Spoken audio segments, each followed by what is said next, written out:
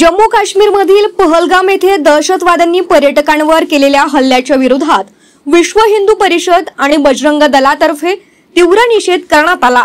या पार्श्वभूमीवर दोन्ही संघटनांचे कार्यकर्ते बुधवारी बडकत चौकात एकत्रित येत आंदोलनात सहभागी झाले। यावेळी मोठ्या संख्येने कार्यकर्ते उपस्थित होते।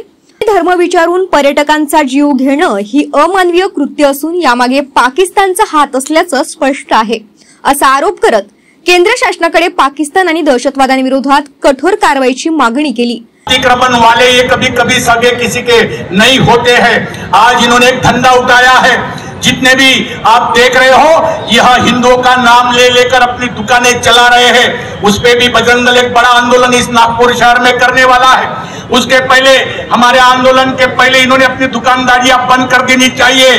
कभी गलती से अभी रोज जिहादी की दुकान दिखी तो हम उस दुकान को ताला लगाने काल पहलगाम काश्मीरला जी घटना घडली आहे ती अत्यंत निंदनीय आहे। म्हणजे शब्दात सुद्धा मी त्याचा प्रयोग करू शकत नाही, इतकी भयावह घटना काल झालेली आहे।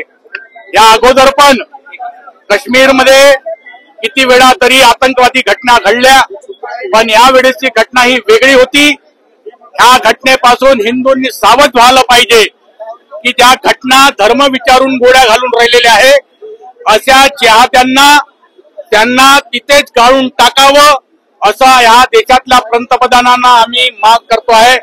आज या आंदोलना मार्फत आम्ही देशाचे पंतप्रधान, देशाचे गृहमंत्री, देशाच्या राष्ट्रपती यांना आम्ही फक्त विनंती करतो की त्यांनी पाकिस्तानच्या त्यांना यमलोक पाठवावं, पाकिस्तानला धडा शिकवावा, पाकिस्तानला त्याच्या 70 पुष्टी या लक्षात ठेवलं पाहिजे, अशी त्यांनी त्याच्यावर कारवाई केली पाहिजे, जेणेकरून नंतर ही घटना भारतात किंवा काश्मीरमध्ये कुठेही घडली पाहिजे नाही। त्याच्यासाठी हे आंदोलन आज विश्व हिंदू परिषद करताय। पण हे आंदोलन थांबणार नाही। कारवाई झाली नाही तर सर्व हिंदू समाज रस्त्यावर उतरेल आणि पाकिस्तान आणि बांगलादेशी आणि जे रोहिंग्या घुसपेटी जे कुठे जिथे राहतात, जसे नागपुरात सुद्धा राहतात, त्यांना त्यांच्या घरातून खेचून काढू हे बजरंग दल पूर्ण निश्चय करून बसलेला आहे।